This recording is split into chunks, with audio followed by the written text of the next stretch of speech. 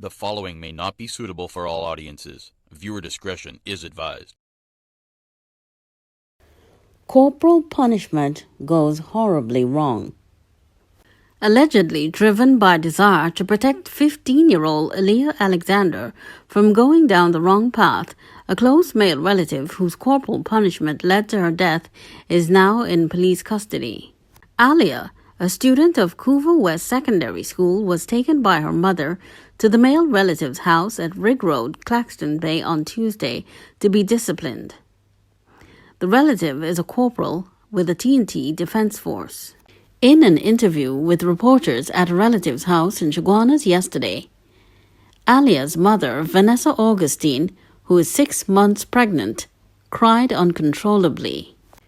The mother said she usually disciplines her daughters, but the male relative stepped in because Aliyah was not listening, and they were both very disturbed by her behavior. She said the relative had never beaten her children before. Once he ever disciplined Aliyah, and he pinched her, and that hurt him so much. He said, "Vanessa, I love them girls so much. I can't see myself abusing them in no way. I can't beat my girls. I love them too much." These were his exact words. So I used to have to do the disciplining, and if I do it, he would be like, "You don't find you was a little too hard on them?" She said Aliyah grew up in the church, but she was being influenced to do the wrong thing. Teenage problem with boyfriend. We tried talking to her not to shame herself because there are so much young girls who go out there and they will get pregnant. They will get themselves too much involved in social media with themselves half naked and stuff, and we just was warning her. Please don't embarrass yourself. Keep yourself up high because she was a Christian girl. The mother arrived at the male relative's house after 2 p.m. He said he wanted to be alone with Aliyah, so she decided to visit another relative a few houses down the street for about 45 minutes. When she returned to the house, he met her outside and told her he would ban Aliyah from the phone and monitor her movements. He said, "Let me call her because she is inside. I have her sit down inside because I tell her, let me speak to your mommy by herself." Shortly after he went inside, she said, he called out my name hard. "Vanessa, come. Something wrong." I say, "What could be wrong? What happened?" She ran inside and dropped to her knees when she saw her daughter on the ground vomiting. It was not a nice sight, but she was not responding. I tried to pump her chest as he blew in her mouth. We get out more vomit passed through her nose and her mouth. I started to pray and call on Jesus.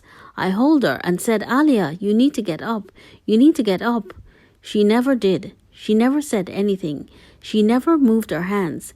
She never responded.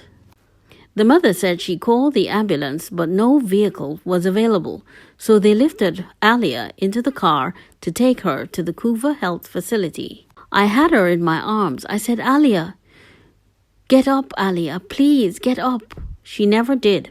When the doctor said, "Your daughter is gone," I said, "No, don't tell me this is happening," she said. She said the relative told her he beat Aliyah for her to tell the truth because at first she was not telling the truth. The mother, however, knows he is hurting and she wants him to be able to attend her daughter's funeral. He loves Aliyah. So it's not that I have experience of him being abusive to her or ill-treat them in no way or had any grudge towards them kids. She said there were marks on her daughter's arms, but they are awaiting the results of an autopsy to determine the cause of her death. Meanwhile, a woman at the Claxton Bay home of the male relative refuted the police report carried by the media. Nothing was correct, and it just causing more grief and harm on people. However, she declined to say what was inaccurate about the report. A neighbor expressed shock over the incident, as she never heard any disturbances coming from the house in the past. The man, however, was still in police custody up to last night. Sometimes when a child is being disciplined by someone who's not their main caregiver, they're more likely to open up to the individual instead of their parents. But for the mother to completely leave the home for her child to be disciplined.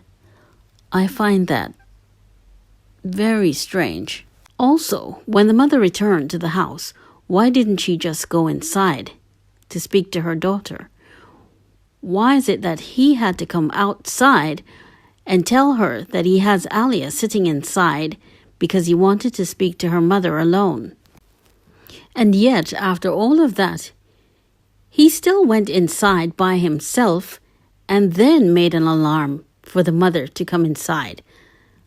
I don't understand that. It's quite strange. What's your verdict? Do you believe he's being totally honest with her mother and deeply regrets what happened?